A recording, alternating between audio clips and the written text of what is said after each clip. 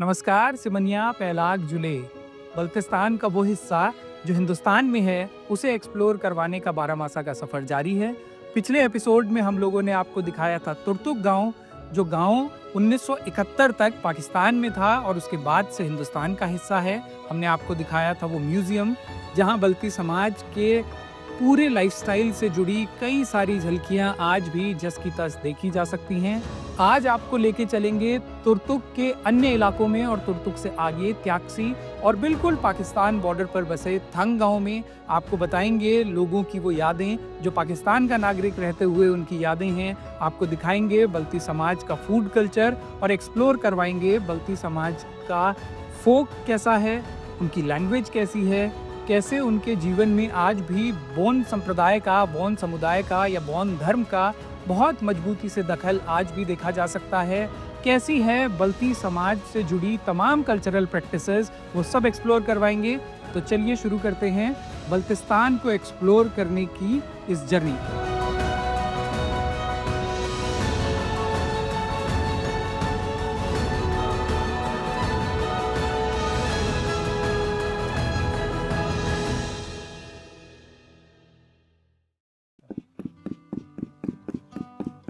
तो अभी हम एक किचन में हैं, एक बल्ती किचन में, और ये बारी होम स्टे है जहाँ हम लोग ठहरे हैं। बहुत ही अच्छे, बहुत वेलकमिंग, बहुत वार्म लोग हैं।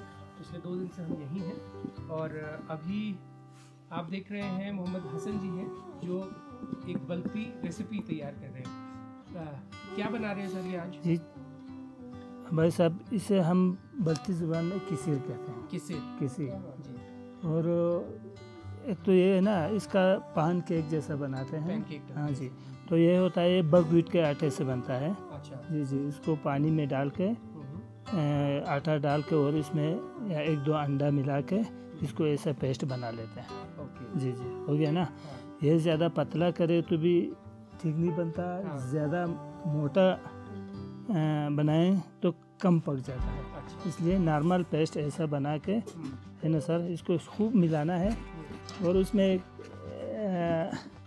इस तरह खूब मिला के, और इसमें नमक वगैरह डालने की भी ज़रूरत नहीं है। अगर थोड़ा सा डालें तो भी चलेगा और ना लगाएं तो भी चलेगा। लेकिन इसको है ना, जब खाते वक्त जो है हम दही के साथ भी खा सकता है, और जैसे जो रायता बनाते हैं ना उसके साथ भी खा सकता है, चाय के साथ भी खा सकता है, ये सब्ज़ी दाल वगैरह किसी के साथ भी खा सकता है। तो इसके लिए कोई मखसूस वो नहीं है। अच्छा।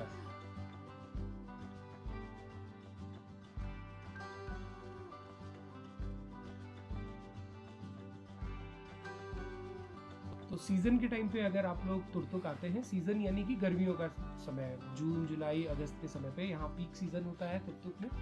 उस समय पे अगर आप लोग तुर्तुक आते हैं तो यहाँ पे बहुत सारे कैफ़ेज़ हैं। वहाँ पे आपको जो है ये item one of the most popular Turtuk dishes में मिलेगा। और ये बारी होम स्टे जो है ये बिल्कुल यागबो पैलेस जो है one of the most prominent places to visit in Turtuk, उसके ठीक पास में है।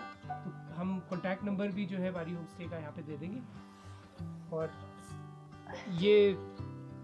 ये वो वास्तव इसे जूम करके भी दिखाना, ये बकव्हीट है। और ये आप बता रहे हैं ये लगभग इसका 1200 रुपये किलो। हाँ, 1200 रुपये किलो है जी। अच्छा। तो इसको है ना सर, इसका है ना, जब हम चक्की में पीसते हैं ना तो इसको 2 बार पीसा जाता है। अच्छा जी, 2 बार पीसा जाता है। पहले है ना चक्की को थोड़ा ऊपर उठा के पीसते हैं। हाँ। तो इसका छिलका उतर जाता है, छिलका निकल जाता है और अंदर से इसका साबुत दाना निकल जाता है जी। तो फिर छिलका अलग करने के बाद फिर दोबारा हम पीस के अच्छा दोबारा पीसते हैं। तो इसका आटा इस तरह बनता है जी जी, बिल्कुल सुबह सुबह दो क्या सूजी की तरह लगता है जी जी। इसी में रखो जी। को जब ये अभी सबसे शॉर्टेज दिन होता है ना, हाँ, उस वक़्त हम क्या करते हैं, पहले ज़माने में करते थे कि लोग आग का वो चरागान करते थे, लेकिन वो अभी ख़त्म हो गया। अभी 2-3 सालों से जवानों ने फिर शुरू कर दिया अच्छा कि इस तरह हम पुराना कल्चर को वापस लाएंगे। तो नया साल शुरू हो, मतलब 21 के बाद दिन थोड़ा लंबा होना शुरू हो जाता है, इस खुशी में मनाते हैं। अच्छा तो हमारे जवान लोग उसको प्रमोट करने की कोशिश में है, लेकिन हमारे जो मौलाना लोग हैं ना, जो हमारे जो मौलवी लोग हैं, वो कहते हैं ये ठीक नहीं है, अच्छा ये बुद्धिज़्म कल्चर का एक ऐसा है, हम इसको नहीं मनाना चाहिए। मौलवी लोग उसका विरोध हाँ, करते उसको विरोध करते हैं, लेकिन नए बच्चे जो है वो उसे हाँ, एक्सेप्ट कर पिछले साल तो उन्होंने मनाया था, अभी इस साल क्या होगा अच्छा देखेंगे जी, मौलवी जीतते हैं कि यहाँ के बच्चे जीतते हैं जी।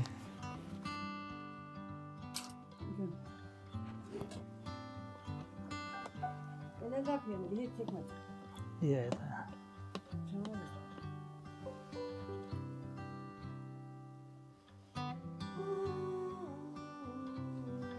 तो इस तरह हम तवे पर ज़्यादा नहीं डालते हैं, थोड़ा थोड़ा डाल के। काफी हद तक ऐसा लग रहा है जैसे डोसा की घी। हाँ, डोसा जैसा समझ लीजिए। उसके बाद हम थोड़े इस पर ढक्कन रखेंगे, रख लूँ? ठीक है जी। और ढक्कन रखने के बाद इसमें ना थोड़ा थोड़ा सुराख बन जाते हैं। अच्छा हैं।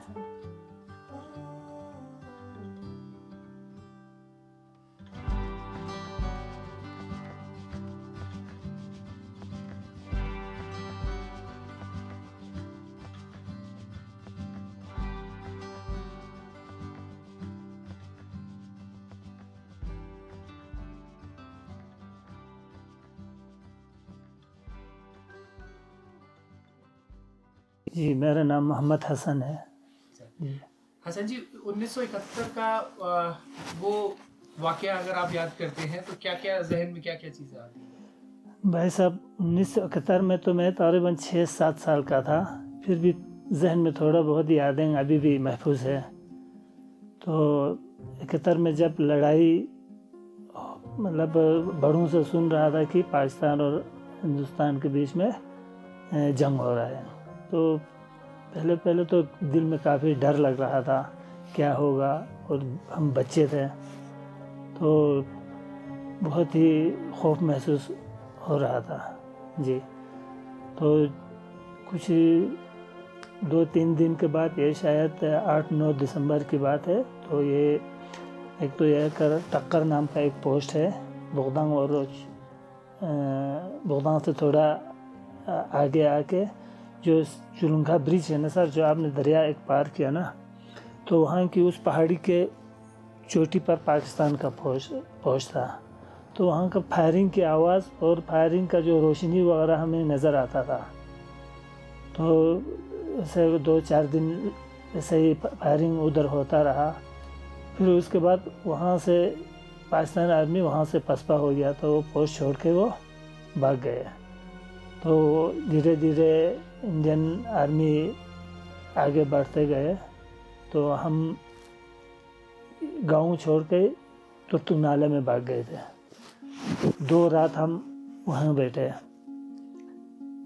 क्योंकि वो थोड़ा महफूज था, वो पहाड़ के पीछे आता था, और गांव जिस वक़्त हम इधर बैठे हैं वो बिल्कुल वहाँ गोला शोला आएगा तो बिल्कुल सीधा डायरेक्शन में था उनका। तो अपने बचाव के लिए हम नाले में भाग गए थे। तो वहाँ 2 दिन हम उधर रहे। तीसरे दिन हमारे पिताजी हमको लेने के लिए आए थे उधर। तो अभी यहाँ पर हिंदुस्तान की फ़ौज पहुँच गई है, तो आप लोगों को डरने की कोई, उन्होंने घर बुला लिया है वापस, तो हम वापस आ गए। घर वापस आके हमने सुना कि उस वक़्त का ये कमांडर जो लीड कर रहा था इंडियन आर्मी की, जो जंग का लीड कर रहा था, वो कर्नल रिंचन था। वो नुब्रा का रहने वाला है, या अभी तो वो फौत हो चुका है। तो उन्होंने सबसे पहले गांव में कारगिल के 2 मुसलमान फौजियों को भेजा था। उन्होंने कहा कि हम भी मुसलमान हैं, तो आप लोग डरने की ज़रूरत नहीं है, आप लोगों के साथ बिल्कुल इज़्ज़त के साथ पेश आया जाएगा। तो हमें तो सब थोड़ा तसल्ली हो गया। तो हम 12 दिसंबर की सुबह हम यहाँ वापस गांव में आ गए थे। तो हम सोच रहे थे हिंदुस्तान में सिर्फ हिंदू ही होंगे, हाँ। तो हिंदुस्तान का ये ना, मेरे ख्याल में जहाँ तक मैं बच्चा था ना, 6-7 साल का था, तो मेरे ख्याल में यही था कि हिंदुस्तान में हिंदू ही होंगे, मुसलमान बिल्कुल नहीं होगा जी। लेकिन यहाँ तो पाकिस्तान की आबादी से ज़्यादा हिंदुस्तान में मुसलमान हैं। वैसे ना एडजस्ट होने में हमें काफ़ी टाइम लगा। एक तो हमारा बिल्कुल एक कल्चर से कट के दूसरे कल्चर में आ गया, तो लैंग्वेज भी बिल्कुल अलग था। और बाकी आर्मी की तरफ से या गवर्नमेंट की तरफ से कोई परेशानी नहीं हुआ, लेकिन एडजस्ट होने में हमें काफ़ी साल लग गया। मैं छोटा था ना, तो मैंने एक दफ़ा हमारे पिताजी ने वो एक मुर्गी दे के पाकिस्तान आर्मी से तकरीबन वो 1 केजी चावल लाया था मुर्गी के दाम के एवज। तो लेकिन पिताजी वगैरह को पता नहीं था कि चावल कैसे पकाया जाता है। तो इतने में उन्होंने हमारे एक आदमी जिसको चावल पकाना आता था उसको बुला के चावल पका के खिलाया था, ये ले। तो शायद इससे लगता है पाकिस्तान में चावल की काफ़ी तंगी थी।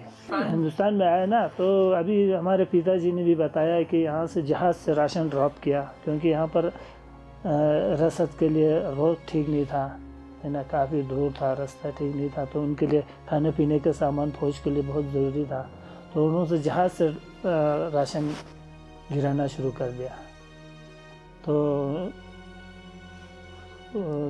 राशन फिर जहाज़ से गिराने के बाद लोग जाते थे उनको जमा करने के लिए, तो उसकी जमा करने की एवज़ उन्होंने मजदूरी में चावल वगैरह दे देते थे, राशन वगैरह दे देते थे आर्मी ने। आटा तो पाकिस्तान की तरफ से भी ठीक ठाक आता था, तेल आटा वगैरह, लेकिन चावल तो हमने यहाँ आने के बाद जी भर के खाया जी। तो तुर्तुक के लगभग सांस्कृतिक केंद्र में हम लोग इस समय हैं। ये जो मेरे पीछे आप फ्रेम में देख रहे हैं, ये एक तारीखी मस्जिद है, यानी ऐतिहासिक मस्जिद है। माना जाता है कि तकरीबन 500 से 600 साल पुरानी ये मस्जिद है। और मेहंदी भाई हमको डिटेल में इसके बारे में बताएंगे, तो आइए इस मस्जिद को एक्सप्लोर करते हैं।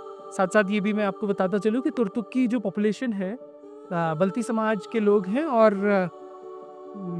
धर्म रिलीजियसली अगर हम देखें तो मुस्लिम कम्युनिटी है, और 100% मुस्लिम पॉपुलेशन तुर्तुक की है। जी जी। तो मेहंदी भाई, तो ये अब आप, हाँ, तो मस्जिद यहीं से वहाँ से ही शुरू हो गया। ये तो बाद में बनाया वुज़ू करने के लिए। ये वुज़ू करने, हाँ, वुज़ू करने के एरिया है, और यहाँ पे भी नमाज पढ़ा जा सकता है, और वहाँ पे भी जा सकता है। तो मेन जो गेट है मस्जिद का ये है।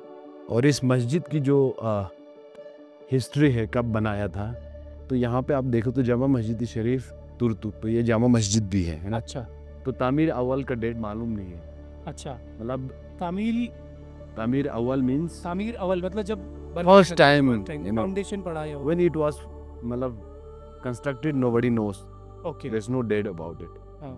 तो ये 1690 तामीर दूम का मतलब है उसकी फिर से तामीर हुआ, यहाँ पे रिनोवेशन हुआ, वो हुआ है 1690 में। 1690, ठीक है। फिर तीसरा 2001 में रिनोवेशन हुआ है। फिर तकमील तामीर जो हुआ है वो शुरू हुआ, और यहाँ से कंस्ट्रक्शन शुरू हुआ 2007 में, तो रिनोवेशन हुआ है। ओके। तो इसकी इस तरह का है। और ये माना जाता है कि ये डेट जो है इसमें अभी भी है, तो किसी पन्नी में इस गेट के अंदर रखा हुआ था। वहाँ से लोगों ने जब इसको रिनोवेट करने के लिए निकाला, तो वहाँ से ये डेट निकल के आया, 1690 वाला, 1690 और वाला। वो भी फर्स्ट रिनोवेशन का डेट। जी जी। और उसमें लिखा भी हुआ था कि इस मस्जिद को आज हम लोग ये रिनोवेट कर रहे हैं या कंस्ट्रक्ट कर रहे हैं, लेकिन इससे पहले का तारीख हमें नहीं मालूम कब बना।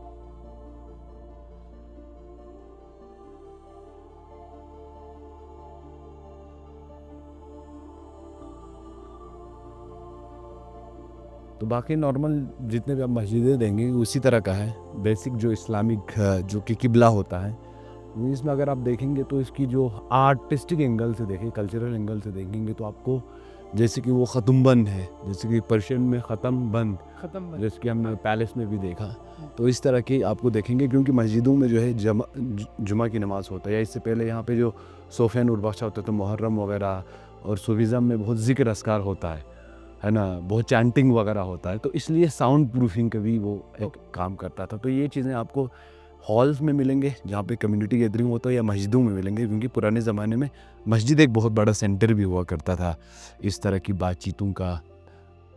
और यहाँ पे ये फैंस लगे हुए देखना बहुत सरप्राइजिंग है, क्योंकि इतने ठंड में, मतलब ये तो बात में का है, लेकिन गर्मियों में इसकी ज़रूरत पड़ने लगती है क्या? इतना गर्म होता है? गर्मी होता है यहाँ पे, काफ़ी होता है, और फैन की भी ज़रूरत होता है, क्योंकि पहले तो सीलिंग छोटा हुआ करता था। हाँ। ये एक्चुअल हाइट पुराने तो का हाइट थोड़ा कम होता है, ये हाइट थोड़ा ऊपर किया गया है। मुझे तो लगता है क्लाइमेट चेंज की वजह से शायद पुराने ज़माने से ज़्यादा जो है गर्मी बढ़ा हो, तो फैन की यहाँ पे। पर बड़ा सरप्राइजिंग है कि जैसे हम गिनते हैं कि यहाँ पे -10-15 डिग्री सर्दियों में चला जाता है टेम्परेचर, और लगभग 3000 मीटर से तो ज़्यादा की हाइट पे तुरतुक है। लेकिन तुरतुक है ये पूरा एरिया, अगर कहें तो 2400 से 2800 इस आसपास की हाइट पे। अच्छा, ये वाला एरिया। जी जी जी। तो मतलब लद्दाख के बाकी जगहों से बल्दिस्तान गर्म माना जाता है, और काफ़ी नीचे वाला एरिया है। Lower area. गर्मी भी अच्छा होता है, हालांकि यहाँ पे पेड़ पौधे और पानी की वजह से समर्स में आपको गर्मी महसूस नहीं होता, लेकिन थोड़ा सा यहाँ पे पेड़ पौधे कम है, फिर आपको अंदाज़ा लगता है कि कितना गर्मी है। अच्छा, ये जो हम देख रहे हैं कि 1690 जैसे मस्जिद के बाहर लिखा है फर्स्ट रेनोवेशन, अगर हम ये भी माने कि तकरीबन 100 साल और पहले ये रही होगी, तो 1590 मतलब 16th सेंचुरी में रही होगी, तो यहाँ पे इस्लाम कब आया? उससे पहले तो जैसे हम सुनते हैं कि यहाँ पे बोन और बुद्धिज़्म का प्रभाव था।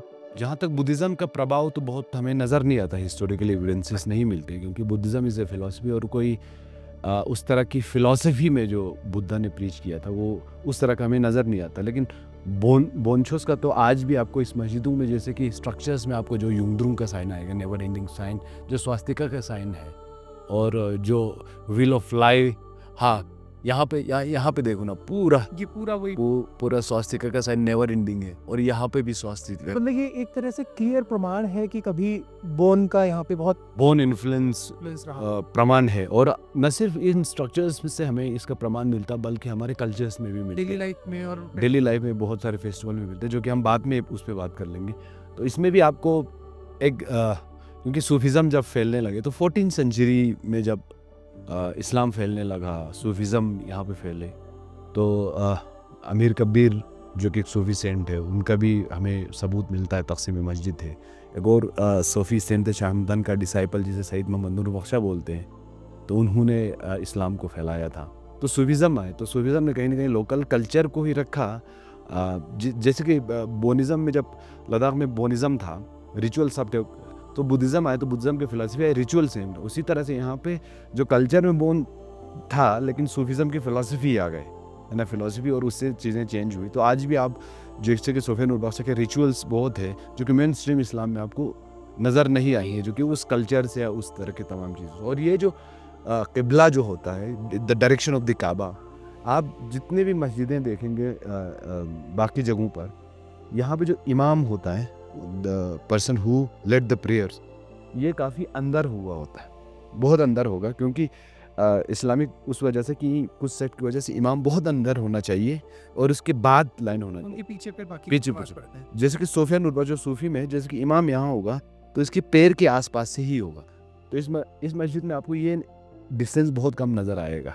बाकी बहुत सारे मस्जिदों में आपको तुर्तुक से जब बाहर जाएंगे तो ये बहुत अंदर खोदा हुआ मिलेगा। अच्छा, तो ये है। और ये जो पिलर्स है ना, ये जो है, ये यहाँ पे जब बनाया तो ये जो डिज़ाइन बनाया था, ये डिज़ाइन इंस्पायर हुआ था बल्दिस्तान का एक और सूफ़ी खानका है, चकचन का जो खानका, आज भी आपको इंटरनेट पे मिलेंगे।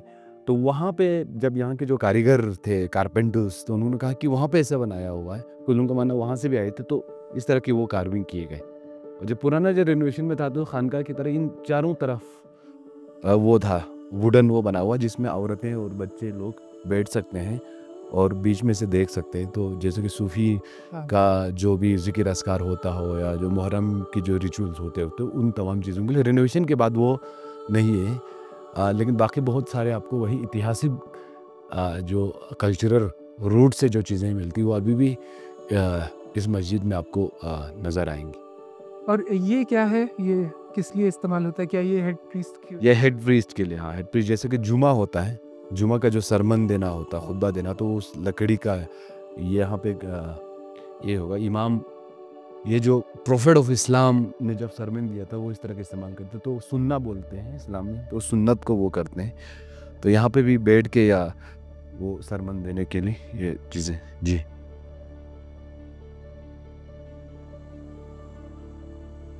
जैसे कि इस पिलर में आप देखेंगे तीन इस तरह का वो है, हम काजू बोलते हैं उसको, अच्छा, है ना, जो पूरा चारों साइड है, जो कि इस पिलर के ऊपर फिर ऊपर वाले सीलिंग के लिए एक सपोर्ट देता है। तो वो पूरा वेट जो है वो पिलर्स पे डायरेक्टली नहीं पड़ता है, वो डिवाइड हो जाता है। तो वेट के हिसाब से बहुत, जो कि एक लोकल आर्किटेक्ट के आप वो भी कह सकते हैं।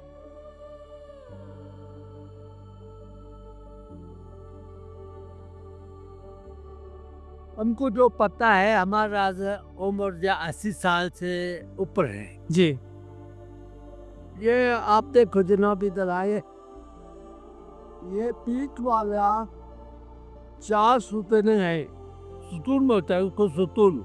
जी, आपके जबान में क्या है वो अल्लाह जाने। हाँ जी, हमारे जबान में उसको बोलते हैं सुतून। अच्छा, ये बीच वाले 4 सुतून हैं, पिलर्स मतलब 4 सुतून। जी, 4 सुतून पहले का है, किस वक्त बनाया उसका तो हमें इल्म नहीं है, उधर बाहर लिखा हुआ है, जी, जी, हमने देखा होगा। उसके बाद ये चारों तरफ का 12 सुतून जो है हमारे मौजूदगी में पास में बनाया। अच्छा, अच्छा, 12 सुतून, मतलब ये कह रही है कि बीच के चारों पिलर्स जो है ये पुराने हैं।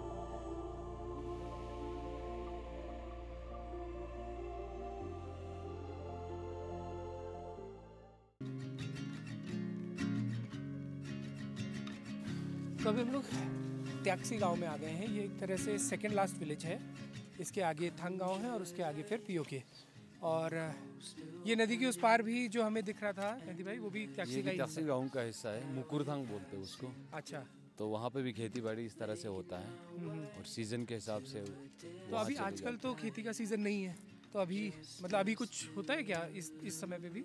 अभी खेती नहीं होता, लेकिन जब मार्च अप्रैल में जब यहाँ पे खेती शुरू होता है, हाँ, उसके लिए अभी से तैयारी लोग कर रहे हैं। अच्छा। ये जो काम चल रहा है हाँ, वो ज़मीन को ताकि सॉफ्ट रहें, क्योंकि विंटर्स में बर्फ़ पड़ेंगे, हाँ, बहुत सारी चीज़ें होंगी, तो बाद में जब हल चलाना हो, हाँ, है ना, प्लॉइंग के लिए आसान रहे, तो इसको हम बल्दी में बोलते हैं लोक चक्पा, अच्छा, है ना। तो यहाँ पे कुछ औरतें मिलके हाँ, इस खेत को और बाकी खेतों को भी करेंगी, अच्छा, ताकि ये ज़मीन सॉफ्ट रहे और सॉइल भी जो है वो मिक्स होके मिक्स हो जाए। फर्टिलिटी रहे, क्योंकि इसमें बहुत सारे जो प्रीवियस क्रॉप है, लास्ट क्रॉप के बहुत सारे डेब्रिस होंगे, उनको निकालेंगे। उनमें से बहुत सारे ऐसे चीज़ें जो कि मैन्योर का भी काम करेगा। अच्छा, तो ये एक ट्रेडिशनल फार्मिंग का तरीका है। एक एस्पेक्ट है।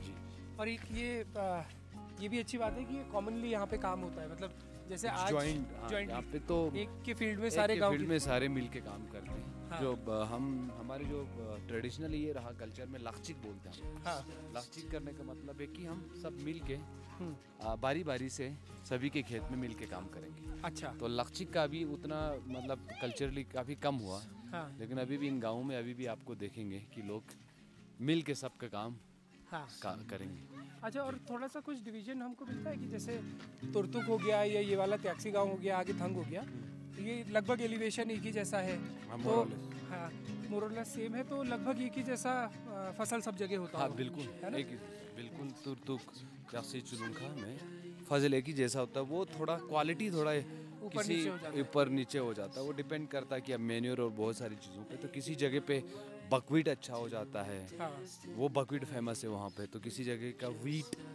अच्छा, या किसी जगह के बरले है, तो थोड़ा बहुत फ़र्क है, लेकिन जनरली तो सेम क्रॉप उगाया जाता है सभी जगह। अच्छा। और अब मॉडर्न हाउसेस काफ़ी बनने लगे हैं यहाँ पे ना, मतलब जो पुराने ट्रेडिशनल घर हैं वो काफ़ी कम हो गए हैं। अब वो बहुत कुछ ही बचे हैं जो कि आज या म्यूज़ियम बने हुए हैं, हाँ, या हेरिटेज साइट बना हुआ है। और बहुत सारे मॉडर्न जो घर बने हैं उसमें आप देखें तो सीमेंट और कंक्रीट और सीलिंग के तौर पे बनाए गए हैं, जो कि मार्केट में ये चीज़ें अवेलेबल, लोगों के लिए आसानी होता है। एक टूरिज्म का विलेज भी है, हाँ, लेकिन ये सारी चीज़ें इस कॉन्टेक्स्ट के अनुकूल नहीं है, इस इकोलॉजी के अनुकूल नहीं है। हालांकि जो मॉडर्न बहुत सारे बिल्डिंग ऐसे भी देखे हमने जिसमें लोगों ने ट्रेडिशनल एस्पेक्ट और एलिमेंट को इंटीग्रेट किया है, हाँ, जिसमें सीमेंट का, सरिया का हो या इस तरह का चीज़ें बहुत कम इस्तेमाल हुआ, बल्कि जो वुडन पिलर्स होते हैं, इंटरलॉकिंग्स होते हैं, उस तरह के भी काफ़ी आपको नज़र आएंगे।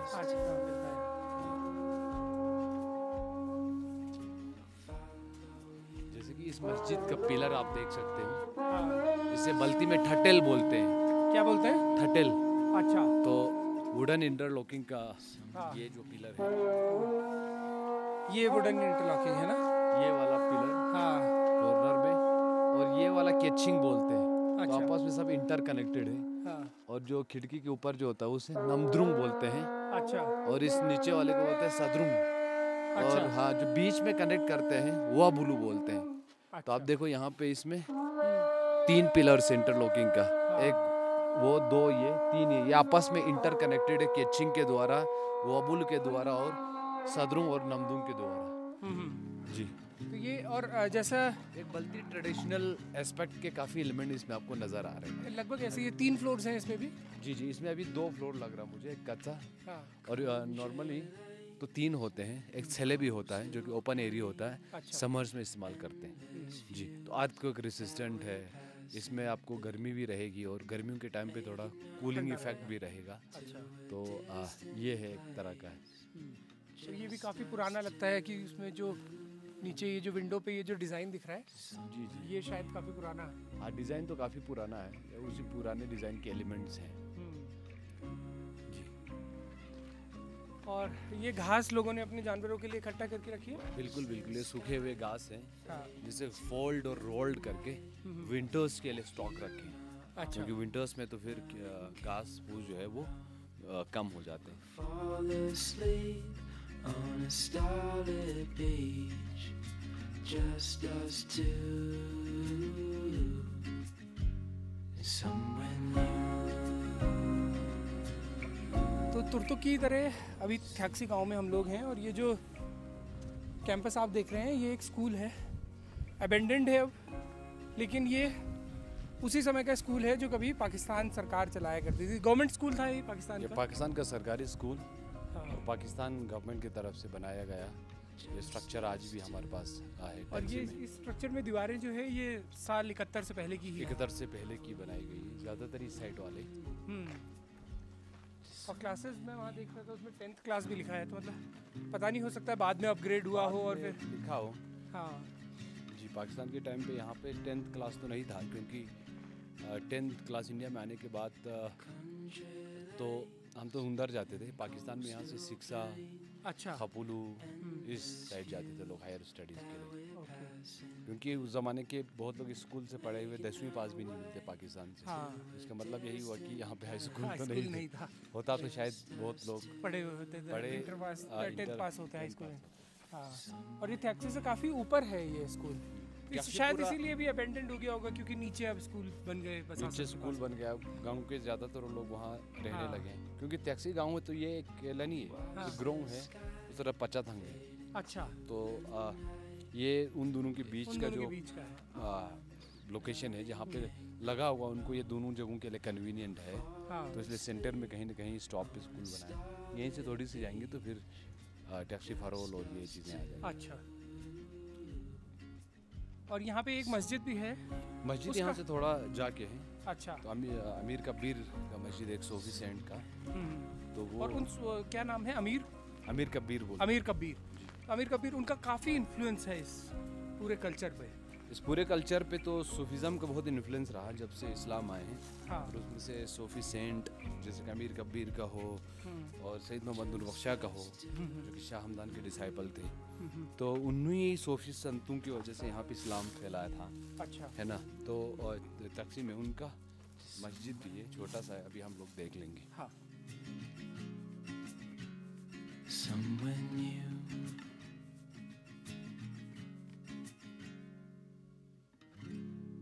तो एक मस्जिद हमने आप लोगों को तुर्तुक में दिखाई, और दूसरी मस्जिद ये है जिसका हिस्टोरिकल इम्पोर्टेंस है।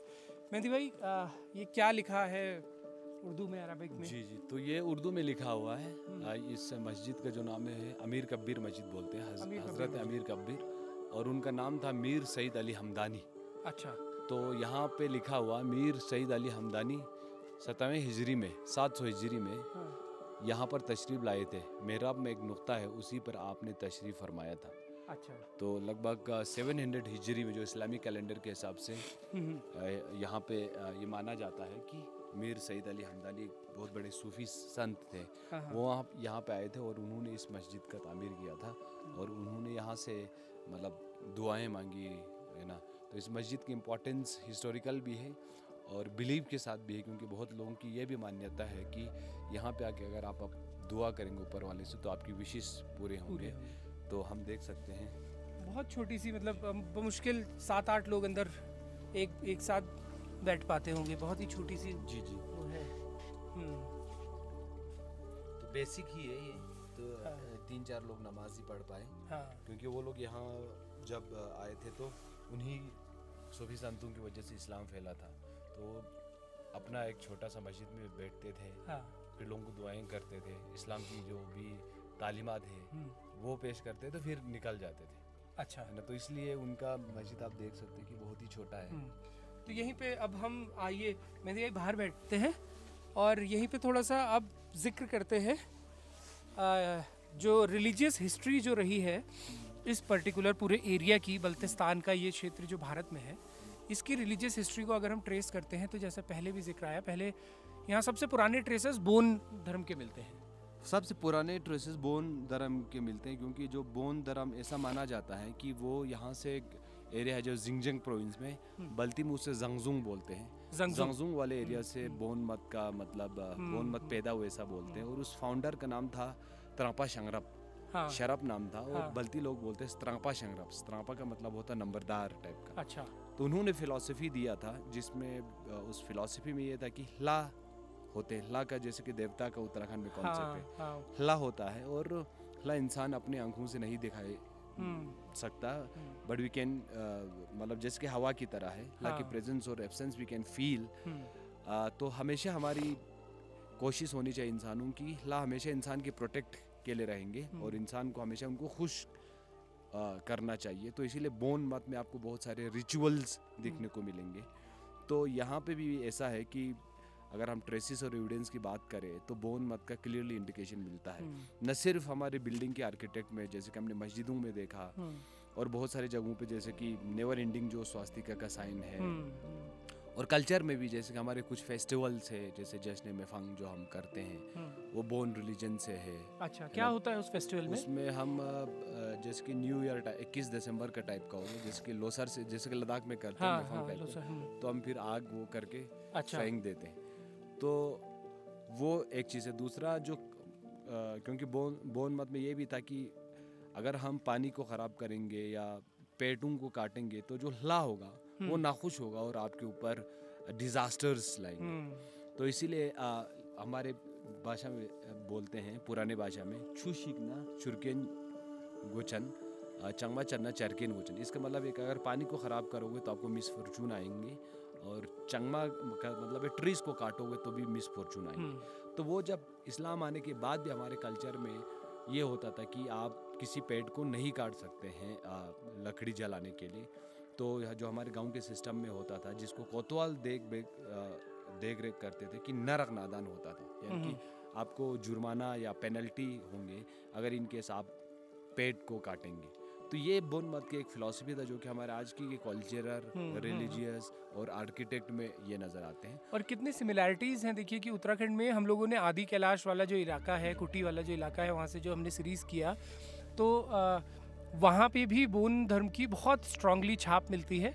और थोड़ा सा शब्द जो है वो अब भ्रंश के चलते शायद बदलते हैं। यहाँ जैसे आप बता रहे हैं देवता को या पार को, सुप्रीम पावर को ला बोलते हैं, ला, वैसे वहाँ पे हया कहते हैं। और अशोक पांडे जी की एक, अपने ऑडियंस को मैं बता दूं, अशोक पांडे जो लेखक है उनकी एक किताब है जितनी मिट्टी उतना सोना, पूरे एरिया को एक्सप्लोर करती है। उसमें आपको ऐसी, जैसी मेहंदी भाई अभी जिस तरह की कहानियां बता रहे हैं, लोक में जो प्रचलित हैं, जिनकी मान्यताएं हैं, नेचर से जुड़ती हैं, उसी तरह की मान्यताएं जो हैं उत्तराखंड के उस वाले क्षेत्र से भी जुड़ती हैं। और दूसरा एक तो बोन मत का रहा है जी, और उसके बाद बल्तिस्तान के बहुत जगहों पे तो ये सबूत मिलता है कि बुद्धिज़्म भी फैले थे, लेकिन तुर्तुक वाले एरिया में हमें बुद्धिज़्म फैला था इसका हमें प्रमाण नहीं मिलता। अच्छा।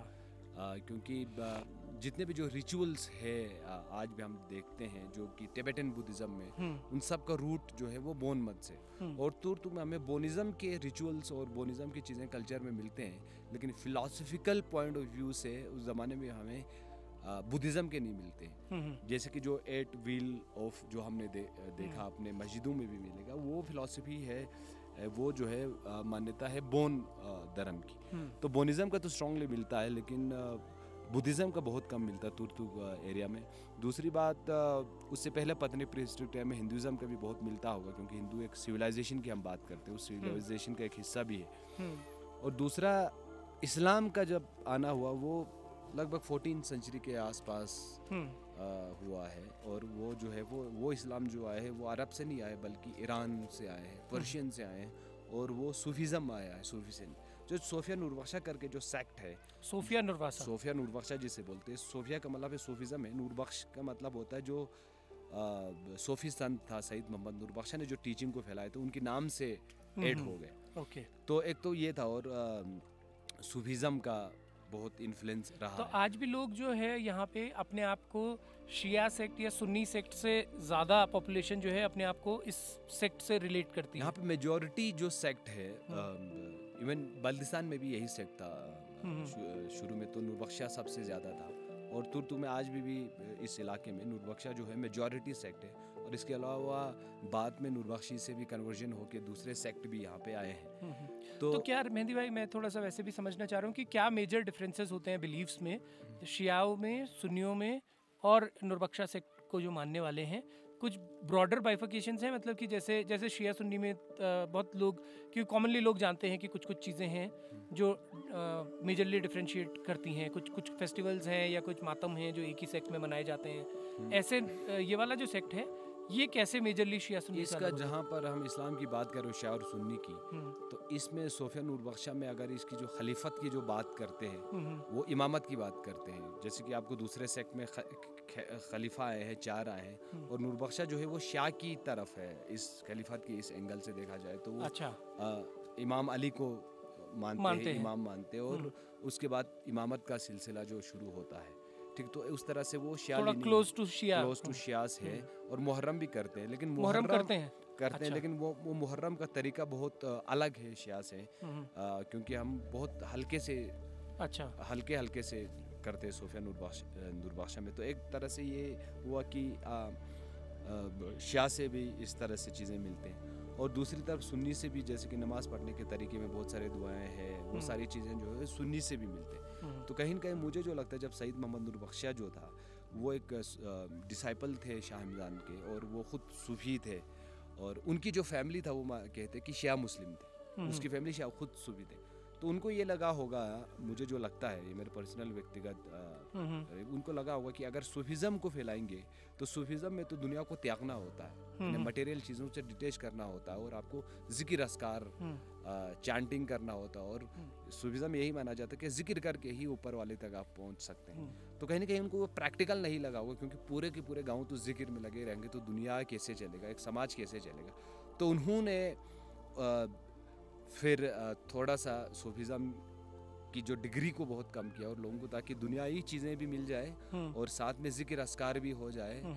तो इसलिए बाकी सब इस्लाम के बाकी जो मेजर से सेम ही जैसे कि जो 5 बुनियादी चीज़ें हैं, एक ही अल्लाह में मानना है, प्रोफेट मोहम्मद लास्ट प्रोफेट है ना, और 5 जो हमारे ज़कात, हज, नमाज, ये सारी चीज़ें सेम है। तो एक फ़िलोसफिकल लेवल पे थोड़ा बहुत डिफरेंसेस है, और थोड़ा अगर इसकी आइडियोलॉजिकल बेस थोड़ा शिया लीनिंग है, और कुछ प्रैक्टिकल चीज़ें जो है वो सुन्नी लीनिंग है। तो कुल मिला के एक दोनों का आप कह सकते हैं एक एमैलगम है, एमैलगम है। exactly। और जैसे हम देखते हैं कि कई जगह स्पेशल इस्लामिक, और इसी में मतलब जो JNK का पार्ट रहा है ये पहले, तो जैसे जम्मू कश्मीर में हम कई जगह देखते हैं कि सूफी सेक्ट को अगर छोड़ दिया जाए तो म्यूज़िक से लोग परहेज करते हैं, सिनेमा से लोग परहेज करते हैं, लेकिन बल्ती समाज में म्यूज़िक का कितना इम्पोर्टेंट रोल है, कैसे सेलिब्रेट होता है, लोकल फोक कितना सेलिब्रेट किया जाता है, तो म्यूजिक कितना बल्ती कल्चर में एक रिलीजन एक पार्ट हुआ, एक बिलीफ एक पार्ट हुआ, और म्यूजिक का बहुत बड़ा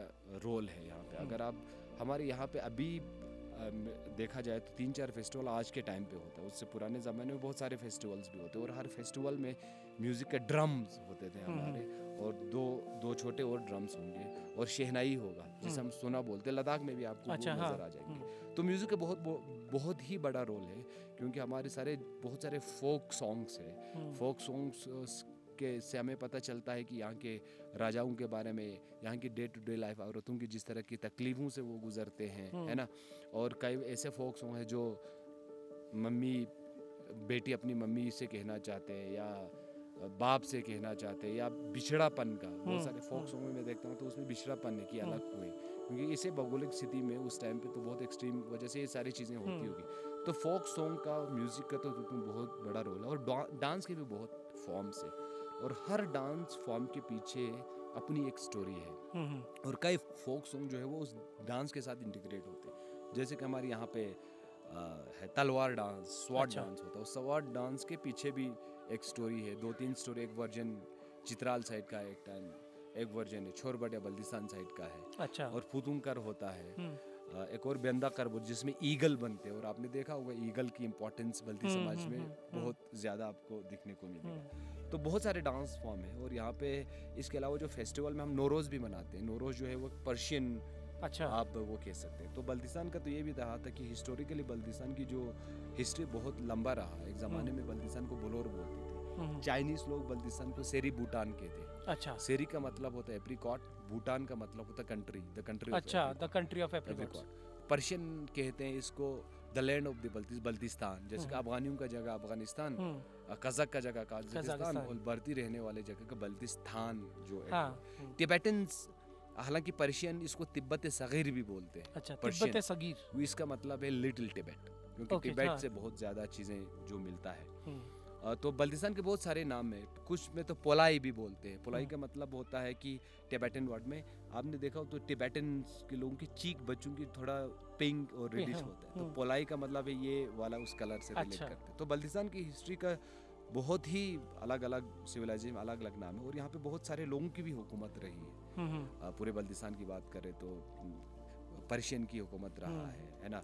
बाद में तो डोगरा की लास्ट रहा। डोगरा से पहले पर्शियन से पहले टिबेटन से पता नहीं रोमन और कितना, क्योंकि सेंट्रल एशिया में एक ऐसे लोकेशन पे है जो बहुत ही स्ट्रैटेजिक है। सिल्क रूट आपने देखा होगा, और silk route is a network of routes, है ना।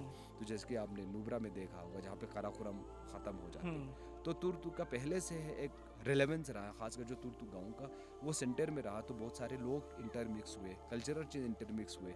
तो इसलिए हमारे कल्चर में आपको पर्शियन इन्फ्लुएंस भी नज़र आते हैं, टिबेटन भी नज़र आते हैं, है ना, बहुत सारी चीज़ों में। और बल्ती माना जाता है, बल्ती वर्ड ही कहते हैं कि टिबेटन से आया था। अच्छा। टिबेटन में बल का मतलब होता है जगह, ती का मतलब होता है पानी। तो आप देख सकते हैं कि शयोग भी जा रहा पाकिस्तान, इंडस भी जा रहा पाकिस्तान, और बहुत सारे लेक है गिलगित बल्दिस्तान में। तो बल्दिस्तान में बहुत सारे लेक है। तो टिबेटन जो एंशिएंट वर्ड का मतलब ये हुआ कि बल मतलब जगह, थी मतलब पानी, जहाँ पे पानी बहुत ज्यादा है। तो हमारे भाषा का नाम भी बल्ती है। और यहाँ पे और क्या क्या भाषाएं बल्ती के अलावा लद्दाखी भी यहाँ के लोग अच्छे से बोलते समझते हैं। तुर्तुक का जो हम तुर्तुक में इंटरेस्टिंग बात, हमारी भाषा को बोलते हैं फस्कत। अच्छा। फस्कत को लिटरल ट्रांसलेशन करे तो फदर टंग है अंग्रेजी में। हाँ। लेकिन ट्रांसलेशन एक्चुअल करे तो मदर टंग है। अच्छा, ठीक है। तो बाकी जो हम मदर टंग बोलते हैं यहाँ के लोकल लैंग्वेज में, फस्कत का मतलब होता है फदर टंग, या फयूल का मतलब होता है फादर लैंड। बाकी जो लैंग्वेज मदर लैंड से रिलेटेड होती है, ये एक वो है। तो इस भाषा जो है वो एक टिबेटो बर्मीज भाषा की श्रेणी में आता है, जो कि लद्दाखी भाषा भी है और चांगथांग साइड में बोलने वाले भी, सिवाय शीना की जो कि एक इंडो आर्यन टाइप का वो है। और ये जो लैंग्वेज एंशिएंट टिबेटिक लैंग्वेज में माना जाता है। जब स्क्रिप्ट बनाया था, जो टिबेटन स्क्रिप्ट बने थे, तो संबुथा करके कोई स्कॉलर था, उस एडमिनिस्ट्रेशन के मैं नाम भूल गया, थोसिंग कुछ इस तरह का उस एडमिनिस्ट्रेशन में काम करते। वो स्पेशली इंडिया आए, जम्मू कश्मीर में टाइम स्पेंड किया, बहुत सारी जगहों पे उन्होंने, नालंदा में ये माना जाता है उन्होंने टाइम स्पेंड किया। वहाँ से ब्राह्मी स्क्रिप्ट्स, जो स्क्रिप्ट डिराइव करके यहाँ की लोकल जो भाषा के लिए बनाया गया, जो यहाँ के फोनेटिक्स के साथ एप्रोप्रिएट है, उसको बल्ती लोग बोलते हैं यीगे। अच्छा। तिब्बतन आजकल आम लोग बोलते हैं टिबेटन लेटर, और लद्दाख में इसे बूटी कहा जाता है। अच्छा। यीगे का मतलब है मेरी भाषा का स्क्रिप्ट, और उसके फोनेटिक्स किसी दूसरे भाषा से ज़्यादा बल्ती भाषा से बहुत ज़्यादा मिलते हैं। जैसे कि हम बोलते हैं इस माउंटेन्स को हम ब्रक बोलते हैं, ब्रक का प्रॉपर लेटर है। जैसे कि फ्रानु, अगर आप लद्दाख साइड आप जाओगे तो लद्दाख के लोग टानु बोलेंगे, टा बोलेंगे, हम लोग फ्रानु बोलेंगे। फ्र का प्रॉपर लेटर है यीगे में, जिसका फोनेटिक्स वही। लद्दाख में जैसा जाए तो हम बोलते हैं ब्रक, लद्दाख में टक बोलते हैं, तो ब्रक का प्रॉपर है। उस तरह से जैसे कि चावल को हम बोलते हैं अब्रस, जबकि टिबेटन्स और लद्दाखी बोलते हैं डस। ब्रस का आपको प्रॉपर स्क्रिप्ट के लेटर मिलेंगे। जिसके छुरी हो गया, छुरी की हम बोलते हैं ग्री के प्रॉपर यीगे स्क्रिप्ट का लेटर है, बल्कि दूसरे जगह पर टी बोलते हैं। अच्छा, ठीक है। इस तरह से बहुत सारी, जैसे कि हम लोग नमाज पढ़ने को अपनी भाषा में बोलते हैं फेकबा। अच्छा, अब लद्दाख के बुद्धिस्ट लोग जब अपना पूजा करते हैं तो छक फुले बोलता है। अच्छा, छक हम बोलते हैं फेक का प्रॉपर लेटर, जो कि हमारे रूट्स है। तो कहने का मतलब है जो भाषा और संस्कृति से जब हमारा धर्म बदला, तो हमने अपने उस धर्म की जो नमाज को हमने नमाज नहीं कहा अपने भाषा में, बल्कि फेक कहा, जो कि ऑलरेडी बोर्न रिलीजन में भी हुआ करता है। ठीक है। हालांकि वो बात अलग है, नमाज किस शब्द है, पर्शियन है कि संस्कृत है क्या, वो अलग बात है। कहने का मतलब ये है कि हमारे कल्चरल कॉन्टेक्स्ट से बहुत सारी चीज़ें समझ में आ जाता है, जिससे हमारे रूट समझ में आ जाते हैं। तो आज इस भाषा जो है वो हुआ क्या, 14th सेंचुरी के बाद इस्लाम आए। हालांकि जब डोगरा ने हुकूमत किया था, रूल किया था, तो डोगरा एडमिनिस्ट्रेशन ने पर्शियन को और उर्दू को जम्मू कश्मीर का ऑफिशियल लैंग्वेज बनाया। बल्ती लोगों ने तब भी लड़ा कि हमारे लैंग्वेज को भी, बल्ती को भी, यीगे को भी, स्क्रिप्ट को भी एक रिकग्निशन मिलना चाहिए। लेकिन अनफॉर्चुनेटली नहीं मिल पाए। उस टाइम तो पर्शियन जो था मोस्ट स्पोकन, मोस्ट रिटन और मोस्ट साइंटिफिक माना जाता था, इसलिए जो हमारे रेवेन्यू रिकॉर्ड से सारी चीज़ें पर्शियन में होता है। तो हालांकि लद्दाख में ले में ऐसा हुआ कि संस्कृत के स्कूल खोले गए तो लोग पढ़ने नहीं गए, क्योंकि लोगों को ये लगता था कि डे टू डे लाइफ में तो पर्शियन इस्तेमाल हो रहा है, तो में संस्कृत का यूज़ नहीं हो रहा। आज के कॉन्टेक्स्ट में लोग अंग्रेजी ज़्यादा पढ़ने, क्योंकि उससे रोजगार और वो सारी चीज़ें। तो उस वजह से क्या हुआ, बल्तिस्तान में इस्लाम आने की वजह से स्क्रिप्ट का इस्तेमाल रिलेवेंट रहा नहीं, क्योंकि आपकी जो धर्म की टेक्स्ट है वो अरेबिक में है और आपकी जो ऑफिशियल चीज़ें हैं वो अंग्रेजी में है, पर्शियन में है। तो आपकी स्क्रिप्ट फिर आप कहाँ यूज़ कर लेंगे। तो उस वजह से स्क्रिप्ट का इस्तेमाल नहीं हुआ, तो वो हमने खोया काफ़ी हद तक। और आज हम ये बात कर रहे हैं कि रिवाइवल की हम बात कर रहे हैं, तो हम चाहते हैं कि उस स्क्रिप्ट की रिवाइवल हो। और ये भी बात हम कोशिश कर रहे हैं कि ये जो स्क्रिप्ट है, जिसे बूटी कहते हैं, यीगे कहते हैं, उसको 8th schedule of Indian constitution की हम बात कर रहे हैं, जिसे ये स्क्रिप्ट चेंज होने से बहुत सारी इस तरह के जो कल्चर जो मर रहे हैं वो एक बार फिर से जिंदा रिवाइव हो सकता है। Thank you so much Mehdi भाई, आपने इतना डिटेल में बताया। और मैं तो खुद ही अचंभित हो रहा था कि आपको इतने अच्छे से लैंग्वेज का, रिलीजन का, क्रोनोलॉजी का, हिस्ट्री का बहुत अच्छे से आपको पकड़ है अपनी कल्चर पे, अपनी चीज़ों पे। बहुत बहुत शुक्रिया। Thank you so much Rahul. तो ये भारत का अंतिम गांव है, थंग इसका नाम है ना, थंग गांव। और यहाँ पर कई निशान हैं जो ये दर्शाते हैं कि ये बॉर्डर विलेज है, किसी समय पे कन्फ्लिक्ट रहा है और हम उसी तरफ जा रहे हैं। अभी आपको ऐसी ही एक निशानी दिखाने हैं। तो मेहदी भाई बताइए इसके बारे में। तो अभी हम जहाँ जा रहे हैं तो हम एक बंकर को विजिट करने जा रहे हैं। और ये बंकर मिलिट्री बंकर नहीं है, बल्कि यहाँ के स्थानीय लोग जो हैं, जब 99 में यहाँ पे बम्बार्मेंट हुआ था, यानी शीलिंग आए थे, तो उससे बचने के लिए, छुपने के लिए ये बंकर बनाया। ये अंडरग्राउंड है। तो ऐसे बंकर तो तुर्तुक में भी मिलेंगे, जहाँ जहाँ शीलिंग पड़ा है या पड़ता है। तो उसमें या तो अपनी फैमिली का होगा या 3-4 फैमिली का मिलके एक बंकर होगा। तो कभी भी जब बमबारी होती है तो लोग फिर यहाँ छिपने आ जाते हैं।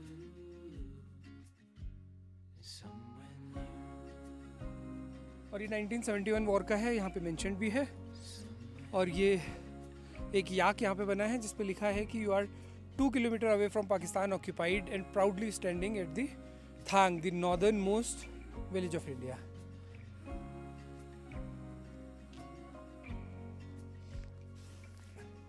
और एक ये India's last Indo Pak border village Thang, उसके बारे में भी ये इन्फॉर्मेशन है कि ये एक छोटा सा लेह डिस्ट्रिक्ट जो अब यूटी है, लद्दाख, उसका हिस्सा है।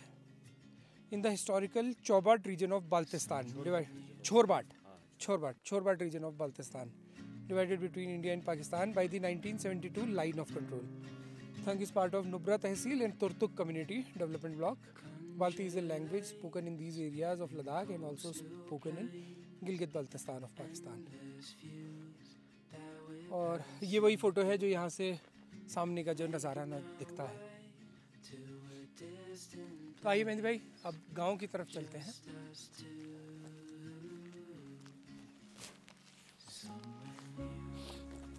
टूरिज्म के बाद यहाँ पे आप देख सकते हैं कितना चेंजेस आया है। यहाँ पे कैफेज, होटल्स और हर चीज़ एक कैपिटल अर्न करने के रूप में चीज़ तमाम चीज़ें नज़र आते हैं। तो टूरिज्म के बाद एक तरह का डेवलपमेंट हुआ है, खासकर इन इंफॉर्मेशन को लेकर। इससे पहले इतना डिटेल इंफॉर्मेशन होते नहीं थे, क्योंकि बाहर यहाँ के लोग पता होते थे, टूरिस्ट को नहीं मालूम होता।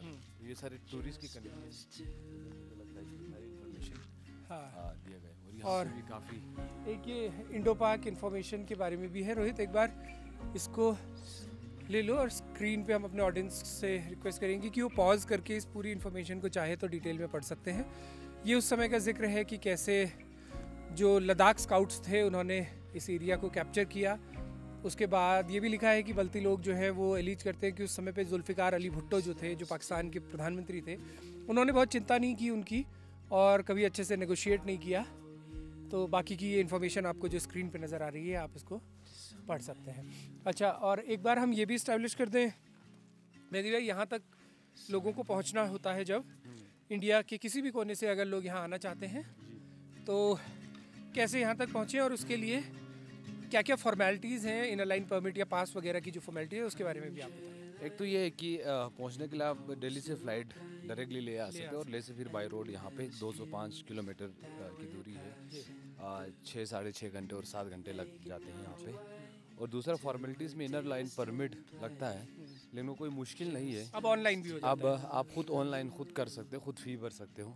तो उसी परमिट को लेकर उसी का कॉपी आप 3-4 कॉपी करके जहाँ जहाँ आपको ज़रूरत पड़े चेक पोस्ट पे वहाँ पे कॉपी सबमिट करना होता है। और कुछ जगहों पर आपको सिर्फ कॉपी दिखाकर एंट्री से भी यहाँ पे आ सकते हैं। तो उस हिसाब से टूरिस्ट के लिए काफ़ी कन्वीनियंट है, ज़्यादा कुछ कॉम्प्लिकेटेड फॉर्मेलिटीज़ नहीं जी।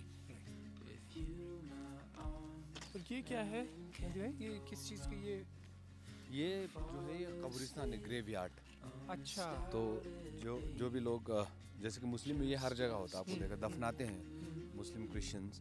तो यहाँ पे एक हर गांव में एक डिजिग्नेटेड एरिया होता है, कब्रिस्तान जिसे कहे, या बल्ती में तो मज़र थंग बोलते हैं। बल्ती में क्या बोलते हैं? मज़र थंग। मज़र मीन कब्र को, थंग मीन्स लैंड। तो इस तरह के डिजिग्नेटेड लैंड पे फिर लोगों को दफनाया जाता है। तो इसमें बहुत सारे यहाँ पे जो लोग गुजर गए हैं उनके कब्रें। अच्छा, और इसका जो स्ट्रक्चर थोड़ा डिफरेंट लग रहा है, मतलब मैं पहली नज़र में देख के पहचान नहीं पाता। बाकी जो मुस्लिम एरियाज़ में जो कब्रिस्तान हम लोगों ने देखे हैं वहाँ पे थोड़ा स्ट्रक्चर अलग है, यहाँ अलग है। तो लोकल कल्चरल कॉन्टेक्स्ट का भी बहुत इन्फ्लुएंस है। देखिए उस वाले ग्रेवयार्ड में देखे तो आपको एक स्टूपा टाइप का भी लग रहा है, स्टेप है। तो कहीं ना कहीं जो एंशिएंट सिविलाइजेशंस का जिस तरह का कल्चर है वो चीज़ें रहा है, तो वो भी आपको हर चीज़ में नज़र आते हैं। और कब्रिस्तान का भी यहाँ पे डिज़ाइन थोड़ा अलग है।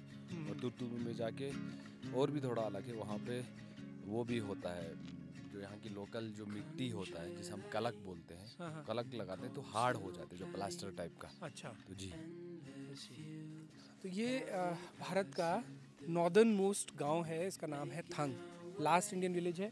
पीछे जो आपको पहाड़ियाँ दिख रही हैं, गांव दिख रहे हैं, वो पाकिस्तान में है, पाकिस्तान ऑक्यूपाइड कश्मीर में है। यहाँ पर हमारे साथ में सलीमा कौसर है। सलीमा का उत्तराखंड से एक बहुत अच्छा नाता है कि सलीमा की वहीं से पढ़ाई हुई है। हाँ सलीमा, कौन सी क्लास तक वहाँ पढ़ा है? मैंने 1st to 12th वहीं पढ़ा है। हाँ। और बाकी अभी जस्ट 12th खत्म है मेरा 2024 में। और मैं अभी ब्रेक पे आई हूँ अपने पेरेंट्स के साथ थोड़ी रहने के लिए, क्योंकि वैसे ज़्यादा मैं अपने पेरेंट्स के साथ नहीं रही हूँ इतने सालों में, तो इसी साल लॉन्ग ब्रेक हुआ इनके साथ। तो आपका गाँव यही थंग गाँव के रहने वाले हो? हाँ जी। और थंग के यहाँ बाल्ती समाज के बहुत सारे लोग उत्तराखंड में विकास नगर के पास रहते हैं। उस पर हमने एक डिटेल प्रोग्राम भी किया है, उसका लिंक हम डिस्क्रिप्शन में दे देंगे कि कैसे उत्तराखंड का बाल्तिस्तान से एक बहुत ही अलहदा एक रिश्ता है। तो सलीमा, यहाँ पे आप लोगों को बाइनोकुलर से एक्सप्लेन करते हैं। हाँ। क्या क्या चीज़ें दिखती हैं यहाँ से? यहाँ से आपको हाउसेस, बंकर्स दिखते हैं पाकिस्तान के? हाँ जी। वहाँ जो पाकिस्तान का जो गांव है सबसे क्लोजेस्ट, उसका नाम क्या है? वो पहला वाला तो छुथंग है। अच्छा, 2 गाँव दिखते हैं, छुथंग और फरनो। छुतंग और फरनो, ये दोनों पाकिस्तान में? हाँ। ओके। और क्या क्या यहाँ से आप आइडेंटिफाई करवाते हैं? हाँ देखो, ये नीचे आपको LOC दिख जाएगा, रिवर वाला जो आपके ट्रीज के सेंटर में आपको रूम दिख रहा है नीचे, ये LOC line of control, India का लास्ट चेक पोस्ट। LOC और रिवर के बीच में no man's land. River Shyok river जो पाकिस्तान मतलब पाकिस्तान जाने के बाद इसका नेम चेंज होकर नीलम रिवर बन जाता है। नीलम, या ओके। रिवर से पहले जो ग्रीन पैच आ रहा वो छुथंग है, अच्छा, वो एग्रीकल्चर पर्पस लैंड है, सिर्फ उसे एग्रीकल्चर यूजेस के लिए यूज़ किया जाता है, वो भी पाकिस्तानी विलेजर्स द्वारा, वहाँ कोई नहीं रहता। जो सेकंड ग्रीन पैच है वो फर्नो विलेज है, वो बल्तिस्तान के अंडर आता है, गिलगित बल्तिस्तान के अंडर आता है, वो भी गिलगित बल्तिस्तान का एक पार्ट है वो विलेज भी। उसमें आपको थोड़े हाउसेस दिखने को मिलेंगे। बाकी जो बंकर एरिया है, जो छुथंग है फर्स्ट ग्रीन पैच, उसके राइट साइड जो माउंटेन है उस पर आपको एक वॉल टाइप स्ट्रक्चर सा दिखेगा। वॉल टाइप स्ट्रक्चर को एज तक फॉलो करना होगा आपको। एज में आपको बंकर दिखेंगे पाकिस्तानी, एज और सेंटर और 3 पोजीशन मतलब 3 स्पॉट्स पे इनके बंकर्स है नॉर्मली जो हमारे आइस रेंजेस में दिख जाता है। बाकी उसी के लेफ्ट पोर्शन में आपको मिट्टी का स्लोप दिखोगे, वहाँ पर इंडिया के बंकर्स है। यहाँ से 6 और 7 आवर्स का इंडियन आर्मी ट्रैकिंग वाइज इस पहाड़ पे जाती है सामने वाले पे। इस पर आपको 2 वाइट बंकर्स मतलब ऐसे दिख रहे होंगे इंडिया के, ये सामने वाले। हाँ 2 दिख रहे हैं ना, ये फ्रंट वाला इंडिया का माउंटेन, इसके पीछे जो स्नोई माउंटेन है और जिस माउंटेन की पीक बड़ी और जिस पर स्नो भी पड़ा हुआ है वो पाकिस्तान का पार्ट है। अच्छा, बाकी आपके लिए इंटरेस्टिंग फैक्ट ये है कि आप हाफ इंडिया और हाफ पाकिस्तान के अंदर है, क्योंकि आपके ऊपर पाकिस्तान है, हम नीचे हैं। अच्छा, ये लैंड इंडिया का है, माउंटेन पाकिस्तान का है। अच्छा, इसके ऊपर भी ये जो माउंटेन है ये पाकिस्तान के ये पार्ट पाकिस्तान का है, माउंटेन रेंज इंडिया का नहीं है, पाकिस्तान के लिए उसमें है। इस तरफ भी पेट्रोलिंग होती है कभी? हाँ रात को होती है। यहाँ से एक पोल दिखता है उनका, कम्युनिकेशन पोल बोल सकते हैं या आप एज अ मतलब फ्लैग होस्टिंग पोल बोल सकते हो उसको। बट वहाँ पे मतलब रात को पेट्रोलिंग कहीं का दिख जाता है, टॉर्च लाइट दिख जाती है वहाँ से। हाँ रात। और बाकी इन सब के जो बंकर्स हैं, ये जो सामने वाले बंकर्स हैं वो दिखते नहीं है, बट है वहाँ पर अपनी इंडियन आर्मी के भी बंकर्स है ये, क्योंकि डार्क पोर्शन इंडिया का है, लाइट पोर्शन पाकिस्तान का है। अच्छा, और यहाँ पे कभी टेंशन तो नहीं होता है कभी ऐसे कोई? वो नहीं है, कोई एक्ट ऑफ वायलेंस या कोई वो नहीं है हमारी साइड। अच्छा, और अभी तक तो शांति है, ये भी अब हमेशा ही शांति रहे, कोई वो ना हो, क्योंकि हमें ये फेस करना है प्रॉब्लम, विलेजर्स को भी, आर्मी को भी। ये thank you so much Salima, आपने बहुत अच्छे से एक्सप्लेन किया। Thank you. ओके। तो ये नवंबर का समय है और तुर्तुक के लोगों के लिए और इस घाटी के सभी लोगों के लिए एक तरह से मी टाइम होता है, क्योंकि ऑफ सीजन होता है तो उनको खुद के लिए समय मिलता है। पीछे देखिए क्रिकेट टूर्नामेंट चल रहा है, यहाँ बल्तिस्तान प्रीमियर लीग होती है और कुछ यहाँ की यूथ सोसाइटीज़ की लीग होती है, तो 18 टीमें पार्टिसिपेट कर रही हैं। पोलो यहाँ पे खेला जाता है और ये बड़ा इंटरेस्टिंग है। आपने इस पूरे प्रोग्राम में 2 पार्ट्स कीजिए जो हमने सीरीज़ की, इसमें आपने देखा होगा कि बल्ती लोग तो यहाँ तक क्लेम करते हैं कि यूरोपियंस ने पोलो का जो खेल है वो असल में उन्हीं से चुराया है। वो पीढ़ियों से सदियों से पोलो अपने अंदाज में खेलते आए हैं। यहाँ पर पुराने पोलो ग्राउंड्स भी हैं। तो ये था बल्तिस्तान का वो हिस्सा जो 47 से पहले भारत का हिस्सा रहा, लेकिन 48 से और 71 तक तकरीबन 2 दशक पाकिस्तान ऑक्यूपाइड कश्मीर में रहा। ये जिस जगह हम खड़े हैं ये पूरा इलाका कभी 1971 की लड़ाई तक पाकिस्तान के पास था, 71 के बाद वापस हिंदुस्तान के पास आया और बल्तिस्तान का वो छोटा सा हिस्सा जो आज भी भारत का अभिन्न अंग है, भारतीय समाज का एक हिस्सा है, तो उसकी झलकियाँ हमने आपको दिखाने की कोशिश की। ये प्रोग्राम आपको कैसा लगा हम लोगों को कमेंट करके ज़रूर बताइएगा और हिमालय में बसी तमाम ऐसी सभ्यताओं को एक्सप्लोर करने की बारामासा की जर्नी बदस्तूर जारी रहेगी, तो उसमें हमारा सहयोग कीजिएगा और जुड़े रहिएगा बारामासा। Somewhere new